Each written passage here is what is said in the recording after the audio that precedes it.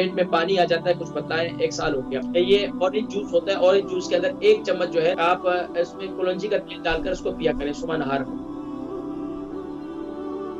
अस्सलाम वालेकुम। हाँ जी, वालेकुम सलाम।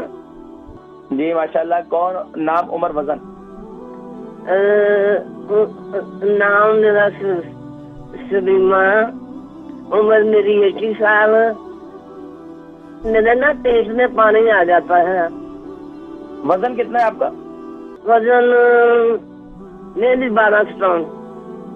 अच्छा, तो ये क्या बताया आपने, तकलीफ क्या है आपको?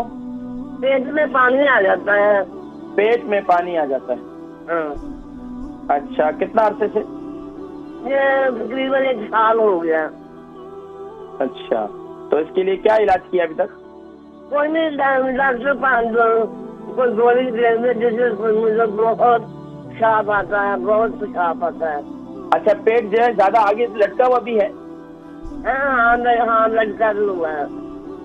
अच्छा अच्छा अच्छा, आपको इसके अलावा शुगर तो नहीं है?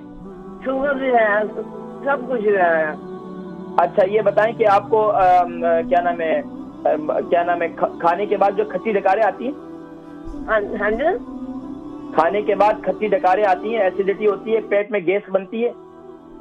हाँ, पेट में पैसा होता है, जैसे पूरा हुआ, लेकिन वो आपको कावा कुआ बताते हैं, वो करती रहती हूँ। कावा इस्तेमाल करते हैं या कुआ इस्तेमाल करते हैं? कावा कुआ नहीं, कावा जो